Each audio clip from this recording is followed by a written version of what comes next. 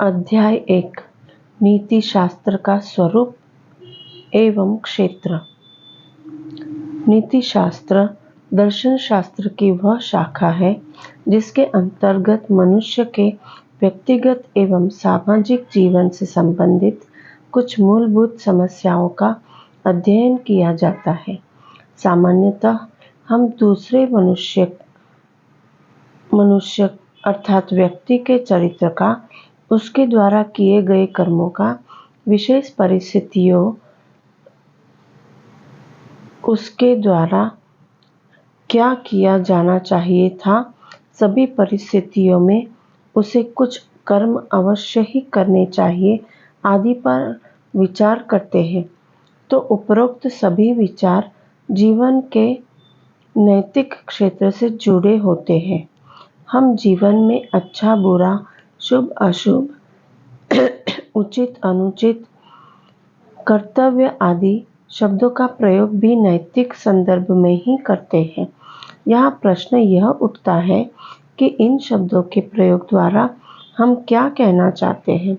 जब हम व्यक्ति के किसी कर्म को उचित अथवा अनुचित ठहराते हैं तो क्या हमारे पास इस प्रकार के निर्णयों के लिए कुछ तर्कसंगत कारण है? हम अपने इन निर्णयों के पीछे जो भी कारण प्रस्तुत करें तो उन्हें तर्कसंगत क्यों माना जाए? एक सामाजिक प्राणी होने के रूप में जब व्यक्तिगत हित और सामाजिक हितों के बीच संघर्ष पेश हो जाए तो कौन से उपायों द्वारा उनमें समन्वय स्थापित किया जा सकता है? क्या मनुष्य केवल अपने सुख को प्रमुखता प्रदान करे अथवा दूसरों के सुख अथवा हितों में संतुलन बनाए रखे? इस हेतु का क्या उपाय है? वास्तव में मानव जीवन अपने में एक मूल्य अथवा आदर्श समाहित किए रहता है। यही आदर्श हम में एक नैतिक दृष्टि, नैतिक विश्वास को जन्म देता है। नीति शास्त्र हमारे इसी नैतिक विश्वास को बौद्धिक आधार प्रदान करता है। इसीलिए नीति शास्त्र नैतिकता की मीमांसा है। ऐसा कहा जा सकता है कि जब से मनुष्य ने दूसरों के साथ मिलकर समाज का निर्माण किया, इसी में रहकर अपनी समस्याओं, अपने सुखों एवं उद्देश्यों को दूसरों की समस्याओं, सुखों एवं उद्देश्यों के साथ संगति प्रदान करने हेतु कुछ नियमों की खोज करने लगा ताकि एक सामंजस्य पूर्ण सामाजिक जीवन व्यतीत किया जा सके। समय के साथ धीरे धीरे इन्हीं सामाजिक परंपराओं, रूढ़ियों अथवा रीति रिवाजों से ही उस शास्त्र या विज्ञान का विकास हुआ जिसे आज हम नीति शास्त्र अथवा नैतिक दर्शन कहते हैं। नीति शास्त्र का अर्थ एवं परिभाषा।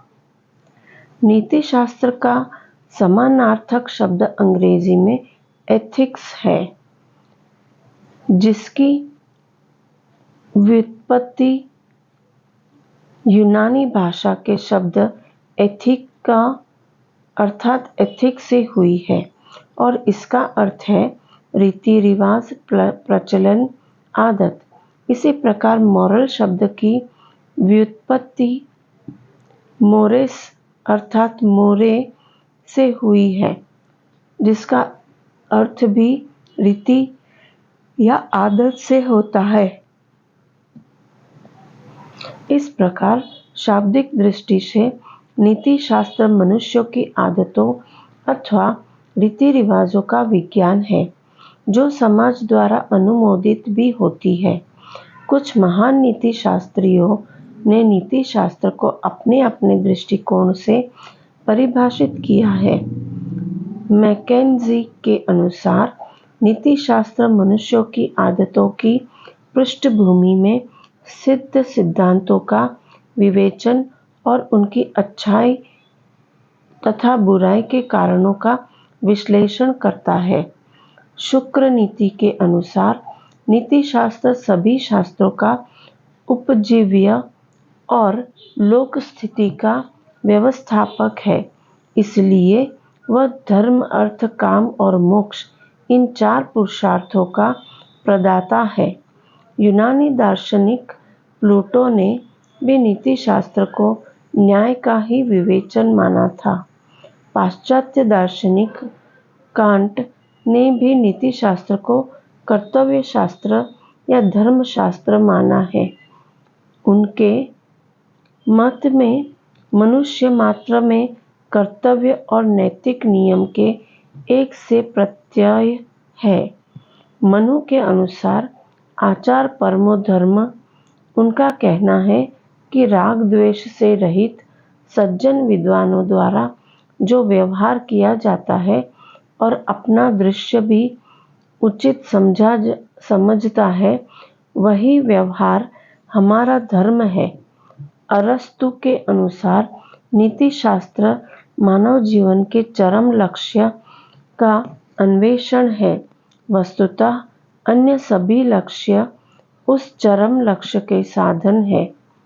उपरोक्त परिभाषा के आधार पर सार रूप में कहा जा सकता है कि नीति शास्त्र वह आदर्शमूलक विज्ञान है जो सामाजिक जीवन व्यतीत करने वाले सामान्य मनुष्यों के आचरण या ऐच्छिक अर्थात बिना बाध्यता के कर्मों पर निष्पक्ष एवं व्यवस्थित रूप से विचार करने और उनके संबंध में उचित अनुचित अथवा शुभ अशुभ का निर्णय देने के लिए मापदंड प्रस्तुत करता है और इस निर्णय के आधार के लिए कुछ मूल सिद्धांतों अथवा मानकों या आदर्शों की स्थापना करता है। नीति शास्त्र का स्वरूप। नीति शास्त्र की परिभाषाओं से प्रश्न उठता है कि इसका स्वरूप क्या है। इस विषय में 2 विचारधाराएं प्रचलित है। नीति शास्त्र एक विज्ञान है। दूसरा, नीति शास्त्र एक आदर्शमूलक विज्ञान है। प्रथम, नीति शास्त्र एक विज्ञान है। प्रथम विचारधारा की मान्यता है कि नीति शास्त्र में विज्ञान की मुख्य विशेषताएं विद्यमान रहती है। किसी विषय या वस्तु अथवा घटना का यथासंभव क्रमबद्ध तथा व्यवस्थित विवेचन और पूर्णतया निष्पक्ष होकर उससे संबंधित सत्य का अनुसंधान करना विज्ञान का प्रमुख उद्देश्य है। कुछ विद्वानों के मत में ये सभी विशेषताएं नीति शास्त्र में भी विद्यमान है। नीति शास्त्र भी मानव जीवन में से संबंधित समस्याओं पर निष्पक्ष एवं व्यवस्थित रूप से मानवीय स्वभाव एवं उनकी क्षमताओं के आधार पर स्पष्टीकरण एवं समाधान प्रस्तुत करने का प्रयत्न करता है। नीति शास्त्र के बिना पर्याप्त कारण, सुसंगत तर्क एवं निष्पक्ष परीक्षा से किसी भी मूल सिद्धांत या आदर्शों की स्थापना नहीं करता। अतः नीति शास्त्र एक विज्ञान है। नीति शास्त्र एक आदर्शमूलक विज्ञान है। दूसरी ओर कुछ विद्वान नीति शास्त्र को आदर्शमूलक विज्ञान के रूप में स्वीकार करते हैं। इनकी मान्यता है कि प्राकृतिक विज्ञान केवल तथ्यात्मक वर्णन करते हैं। जैसे वनस्पति विज्ञान पेड़ पौधों का उसी रूप में वर्णन करते हैं जिस रूप में वे पाए जाते हैं, उसी प्रकार भौतिक विज्ञान, रसायन विज्ञान, मनोविज्ञान आदि केवल विवरणात्मक विज्ञान है। ये सभी विज्ञान बाध्य विषयों का वस्तुनिष्ठ अर्थात वस्तु जैसी है उसी रूप में वर्णन करता है, न कि उनका मूल्यांकन अर्थात उचित अनुचित का विचार। नीति शास्त्र को इस श्रेणी का विज्ञान नहीं कहा जा सकता। वास्तव में नीति शास्त्र का उद्देश्य किसी तथ्यात्मक विवरण को प्रस्तुत करना नहीं है, बल्कि विषयों या वस्तु का मूल्यांकन करना है। जैसे यदि हम किसी के धर्म को उचित कह रहे हैं, तो इसका अभिप्राय यह है कि किसी नियम या आदर्श के मापदंड के आधार पर उसके कर्म को उचित सिद्ध किया जा रहा है।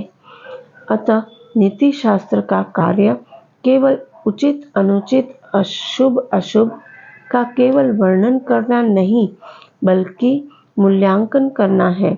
जिन नियमों, सिद्धांतों या आदर्शों के आधार पर हम आचरण को उचित अनुचित शुभ अशुभ कहते हैं, वे उस मूल्यांकन के मान्यता प्राप्त मापक है। इस प्रकार नीति शास्त्र विवरणात्मक विज्ञान न होकर आदर्श मूलक विज्ञान है, जिसका उद्देश्य मनुष्य और उसके कर्मों का तथ्यात्मक वर्णन न होकर उनके मूल्यांकन के मापदंडों की स्थापना करना ही है। यहाँ यह स्पष्ट कर देना भी आवश्यक है कि नीति शास्त्र केवल समाज में रहने वाले मनुष्यों के ऐच्छिक कर्मों अर्थात जो उनके द्वारा बिना किसी दबाव के किए गए हो का ही मूल्यांकन करता है, न कि विक्षिप्त अर्थात मानसिक रूप से असामान्य बहुत छोटे बालकों तथा पशुओं के कर्मों का मूल्यांकन करता है। 3. नैतिक प्रत्यय। नीति शास्त्र व्यवहार की नैतिकता का विज्ञान है। यह कर्मों के उचित अनुचित का, नैतिक शुभ अशुभ का, अच्छे बुरे कर्मों में प्रवृत्त नैतिक कर्ताओं की योग्यता अयोग्यता का, समाज में रहने वाले व्यक्तियों के अधिकार कर्तव्य और चारित्रिक गुणों का, उनकी स्वाधीनता और उत्तरदायित्व का विवेचन करता है। नैतिक चेतना में सन्निहित इन्हीं आधारभूत प्रत्ययों का सम्यक विवेचन इसका लक्ष्य है। 4. उचित अनुचित राइट रॉन्ग। जब कोई कर्म नियमानुसार होता है, जो उसे सत्य कहा जाता है। असत कर्म वे कर्म होते हैं जो आचार विषयक नियम अर्थात नैतिक नियम से संगति नहीं रखते, अर्थात नियम विरुद्ध होता है। नैतिक नियमों का लक्ष्य सर्वोच्च शुभ की प्राप्ति होता है। सत अर्थात उचित कर्म नैतिक नियमों की सिद्धि में सहायक है और इन नैतिक नियमों द्वारा सर्वोच्च शुभ की प्राप्ति होती है। इस प्रकार सत्कर्म अर्थात उचित शुभ की प्राप्ति का एक साधन बन जाता है और असत कर्म अशुभ की प्राप्ति का साधन बन जाता है। अतः शुभ साध्य है और सत उचित साधन है। 5. उचित अर्थात राइट और शुभ अर्थात गुड।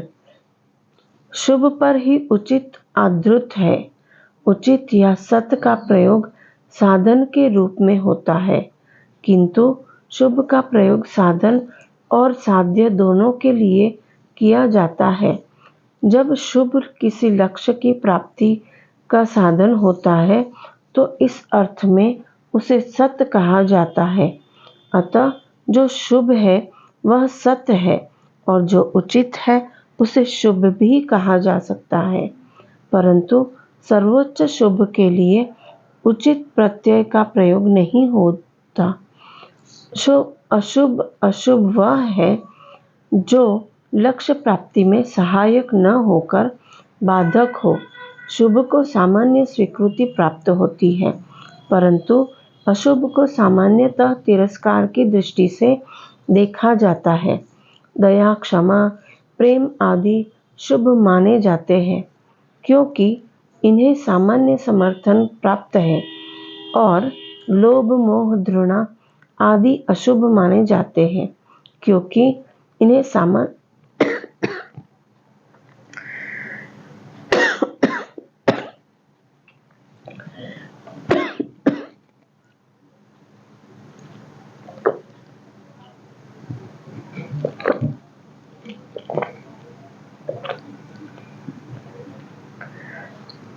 क्योंकि इन्हें सामान्यतः तिरस्कार की दृष्टि से देखा जाता है। 6. सर्वोच्च शुभ, हाईएस्ट गुड। जो किसी आवश्यकता या इच्छा की पूर्ति करे वह शुभ है। स्वास्थ्य, धन, ज्ञान आदि शुभ है। शारीरिक, सामाजिक, आर्थिक, बौद्धिक, नैतिक और सौंदर्य भोग से संबंध क्षेत्रों में शुभ के दर्शन किए जा सकते हैं। शुभ सापेक्ष या निरपेक्ष हो सकता है। सापेक्ष शुभ वह है जो किसी अन्य शुभ की प्राप्ति कर सकते हैं। शुभ सापेक्ष या निरपेक्ष हो सकता है। सापेक्ष शुभ वह है जो किसी अन्य शुभ की प्राप्ति का साधन है। जैसे परीक्षा में अच्छा स्थान प्राप्त करना सापेक्ष शुभ है, क्योंकि वह अच्छी नौकरी पाने का साधन है। शुभ वस्तुओं की एक श्रृंखला है जिसके शिखर पर सर्वोच्च शुभ विराजमान है। सर्वोच्च शुभ स्वयं साध्य है और यह किसी अन्य आदर्श का साधक नहीं हो सकता।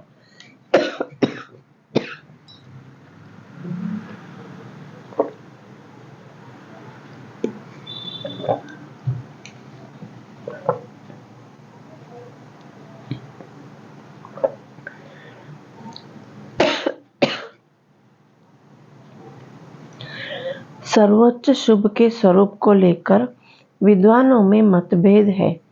कुछ विद्वान आंतरिक नियमों को, कुछ सुख को, कुछ पूर्णता प्राप्ति को सर्वोच्च शुभ मानते हैं। अधिकार और कर्तव्य। मनुष्य सामाजिक प्राणी है। सामाजिक या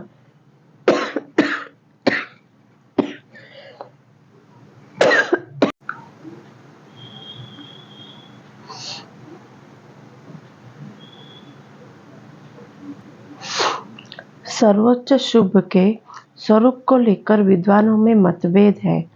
कुछ विद्वान आंतरिक नियमों को, कुछ सुख को, कुछ पूर्णता प्राप्ति को सर्वोच्च शुभ मानते हैं। अधिकार और कर्तव्य। Rights and duty.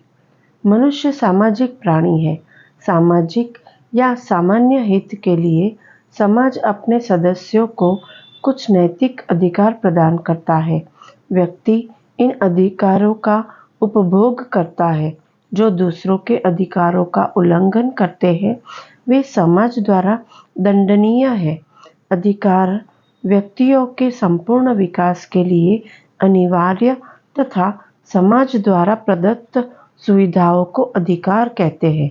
ये अधिकार कानूनी एवं नैतिक दो प्रकार के होते हैं। समाज ही अधिकार और कर्तव्यों की आधारशिला और व्यक्तियों को उन्हें मानने के लिए बाध्य करता है।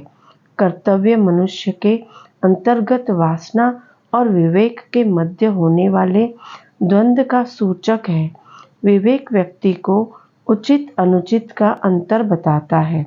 कर्तव्य एक प्रकार का नैतिक ऋण है जिसे चुकाना प्रत्येक व्यक्ति का धर्म हो जाता है। यदि हम अभ्यास पूर्वक सत कर्तव्य करते रहे तो धर्मार्जन करते हैं, और यदि असत कर्म करते हैं तब हम अधर्म करते हैं।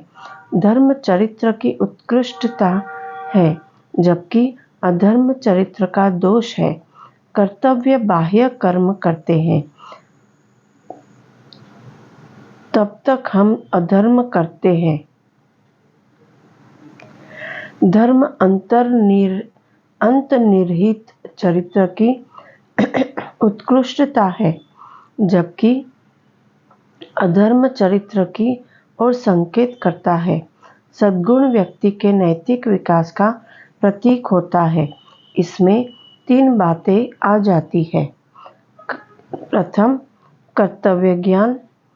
दूसरा, कर्तव्य का स्वेच्छा से पालन। और तीसरा, सद्गुण का अर्जन। पुण्य और पाप। अर्थात मेरिट एंड डिमेरिट। जब हमारा कर्म नैतिक मानदंड का अनुसरण करता है तो उसमें पुण्य होता है। जब कोई कर्म उससे असंगत होता है तो उसमें पाप होता है। उचित कर्म अर्थात पुण्य से चरित्र का नैतिक उत्थान होता है और अनुचित कर्म अर्थात पाप से चरित्र का नैतिक पतन होता है। वासनाओं पर नियंत्रण रखना पुण्य है, परंतु वासनाओं पर पूर्ण विजय प्राप्त करना उससे भी बड़ा पुण्य है। हत्या करना पाप है, किंतु उससे भी गंभीर पाप हत्यारे को हत्या के लिए उकसाना है। कर्तव्य के नैतिक पूर्णता की प्राप्ति होती है और फलस्वरूप पुण्य मिलता है, और कर्तव्य से नैतिक पूर्णता की विपरीत दिशा में प्रगति होती है और फलस्वरूप पाप मिलता है। इस प्रकार पुण्य और पाप चरित्र के ही लक्षण कहे जाते हैं। पाप तथा भूल अर्थात सिन एंड एरर। पाप का अर्थ जानबूझकर कर्तव्य की लापरवाही दिखाना है। भूल का अर्थ अज्ञातवश कुछ ऐसा कार्य हो जाना जिससे स्वयं अथवा किसी अन्य व्यक्ति की हानि हो जाए। भूल से किए गए कर्म में हानि पहुंचाने का अभिप्राय, इच्छा या उद्देश्य का अभाव रहता है। चूंकि यहाँ हानि भूल से हो जाती है, इसलिए यह नैतिक निर्णय का विषय नहीं हो सकती, क्योंकि केवल ऐच्छिक कर्म ही नैतिक निर्णय का विषय हो सकता है। जब हम किसी कार्य को अनुचित जानते हुए भी किसी व्यक्ति को हानि पहुंचाने के उद्देश्य से करते हैं तो पाप उत्पन्न होता है। पाप और भूल में मुख्य अंतर यह है कि पाप जानबूझकर किया जाता है, किंतु भूल अनजाने में हो जाती है। साथ ही पाप में व्यक्ति की आंतरिक वृत्तियों तथा चरित्र पर विचार किया जाता है, लेकिन भूल अनजाने में हो जाती है।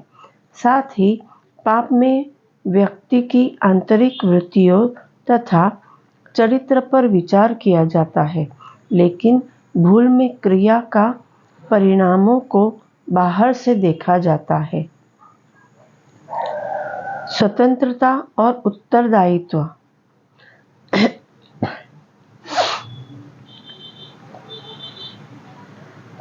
Freedom, will, responsibility. संकल्प।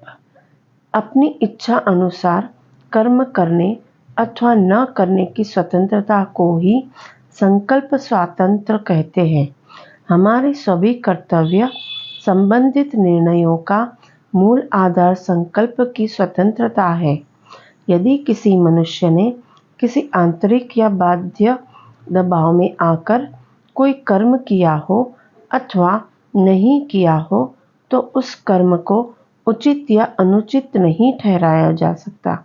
जैसे किसी डूबते हुए बालक को कोई व्यक्ति इसीलिए नहीं बचा पाया क्योंकि उसे तैरना नहीं आता, तो उसके कर्म को अनुचित नहीं ठहराया जा सकता।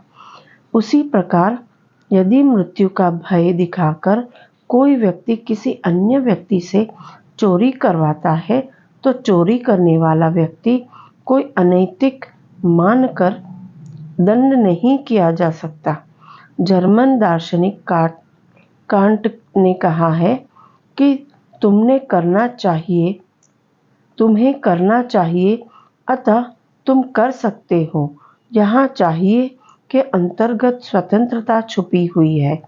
जैसे तुम्हें सत्य बोलना चाहिए, दूसरों को धोखा नहीं देना चाहिए, तो सत्य बोल सकते हो।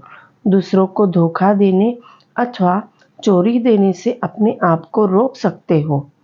मनुष्य अपने ऐच्छिक कर्मों और आदतों के लिए उत्तरदायी है।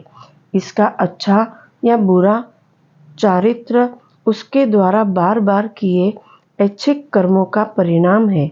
इसके लिए वह उत्तरदायी है। कर्म के चुनाव के समय यद्यपि मनुष्य पर आंशिक रूप से वंश परंपरा और परिस्थितियों का भी प्रभाव पड़ता है, तथापि वे अपने ऐच्छिक कर्मों के लिए उत्तरदायी है। स्वतंत्रता का अर्थपूर्ण अनियंत्रण नहीं वरन आत्मनियंत्रण है। अर्बन के अनुसार मूल्य वह है जो मानवीय इच्छा की तृप्ति करे। मानवीय इच्छा की तृप्ति कारक सभी वस्तुएं मूल्यवान है, अर्थात शुभ है। मूल्य शब्द किसी भौतिक वस्तु अथवा मानसिक अवस्था के उस गुण का बोध कराता है जिसके द्वारा मनुष्य की किसी आवश्यकता या इच्छा की तृप्ति होती है। दर्शन शास्त्र मूल्यों का विभाजन मनुष्य की मूल प्रवृत्तियों या भावनाएं हैं जो उनको अपनी संतुष्टि के लिए प्रेरित करती है। अर्बन ने मूल्यों को दो प्रकार में विभाजित किया है। मूल्य, साधन मूल्य और साध्य मूल्य। साधन मूल्य में शारीरिक अर्थात क्षुधा काम प्रवृत्ति, आर्थिक अर्थात संग्रह प्रवृत्ति, शारीरिकम मनोरंजन अर्थात खेल। साध्य मूल्य एक सामाजिक मूल्य, साहचर्य अर्थात समूह में रहने की प्रवृत्ति, चरित्र अर्थात सहानुभूति, आत्मप्रकाश और आत्माधिकार। दो आध्यात्मिक मूल्य, बौद्धिक, धार्मिक अर्थात श्रद्धा, सौंदर्य, रचना, अनुकरण, खेल। सामाजिक मूल्य जैविक मूल्यों से उच्च कोटि के हैं और आध्यात्मिक मूल्य सामाजिक मूल्यों से उच्च कोटि के हैं। साधन मूल्य, साधन मूल्य और मनुष्य के लिए सभी वस्तुएं समान रूप से मूल्यवान नहीं होती। कुछ केवल साधन के रूप में मूल्यवान होती है और कुछ स्वतः साध्य होने के कारण। अतः समस्त मूल्यों को दो मुख्य वर्गों में विभाजित किया जाता है, साधन मूल्य और साध्य मूल्य। राइट के अनुसार साध्य मूल्य अपने ही कारण मूल्यवान होते हैं। साधन मूल्य अपने परिणामों के कारण मूल्यवान होते हैं। उदाहरण के लिए भोजन, वस्त्र, मकान, धन संपत्ति तथा अन्य भौतिक वस्तुएं अपने आप में शुभ नहीं है। स्वास्थ्य, जीवन, रक्षा तथा सुख के साधन होने के कारण उनकी कामना की जाती है। इसी कारण इन वस्तुओं से संबंधित मूल्यों को साधन मूल्य की संज्ञा दी गई है। किंतु कुछ मानसिक अवस्थाएं जिसकी स्वतः कामना की जाती है,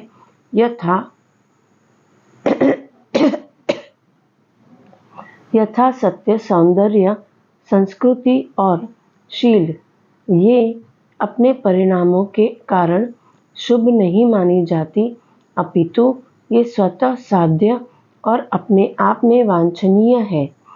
इनसे संबंधित मूल्यों को ही साध्य मूल्य कहा जाता है।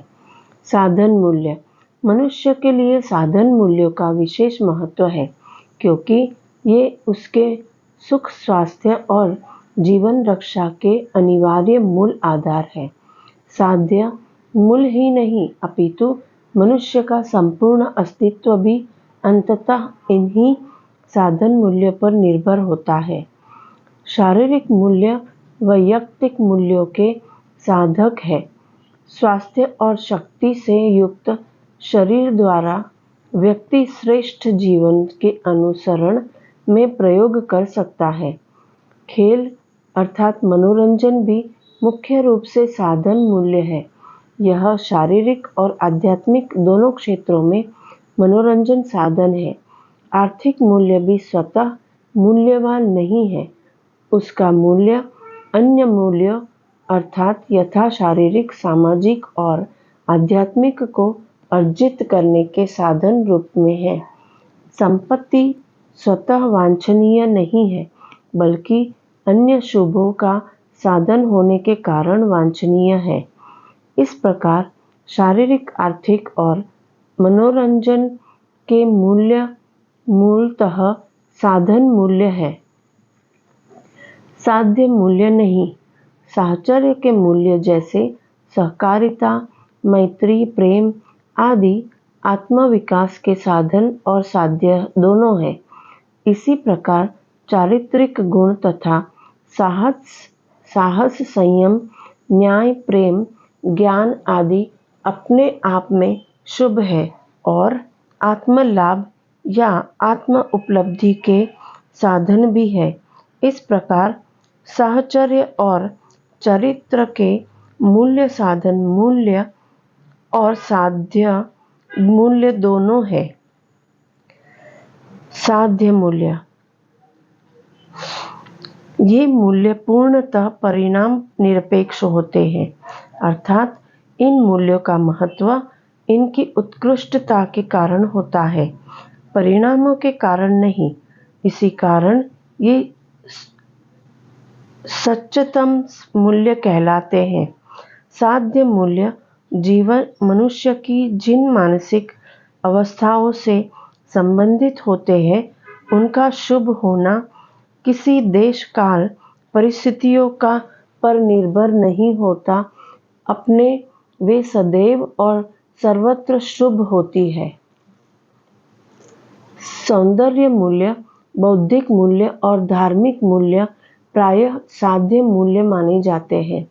सौंदर्य के मूल्य पूर्णतया निरपेक्ष होते हैं और अपने लिए उनका मूल्य होता है। बौद्धिक मूल्य अर्थात ज्ञान, संस्कृति भी साध्य मूल्य है, क्योंकि विद्वता स्वतः महत्वपूर्ण है।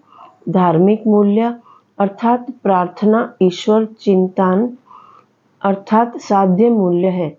अच्छे जीवन में उनका सर्वोच्च महत्व है। वे भक्ति और पवित्रता के सर्वोत्कृष्ट रूप है। इस प्रकार सौंदर्य धार्मिक और बौद्धिक अति जैविक अर्थात आध्यात्मिक अथवा साध्य मूल्य है। सामान्यतः सत्य, सौंदर्य, शुभ अथवा सदाचार को साध्य मूल्य कहा जाता है। वे स्वयं शुभ है। ये तीन आदर्श आत्मा की तीन आध्यात्मिक प्रक्रियाओं को तृप्त करते हैं। सत्य आत्मा के बौद्धिक स्वभाव की, सौंदर्य उसके भावात्मक स्वभाव की और शुभ सदाचार अथवा नैतिक उत्कृष्टता उसके संकल्पनात्मक स्वभाव की तृप्ति करते हैं।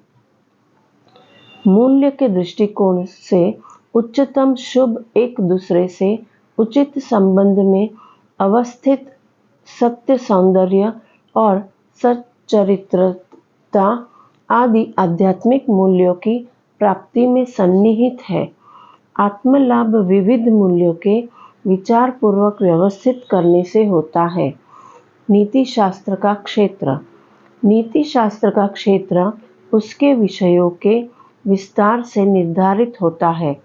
आदर्श मूलक विज्ञान होने के कारण वह नैतिक आदर्श की परिभाषा देने का प्रयास करता है।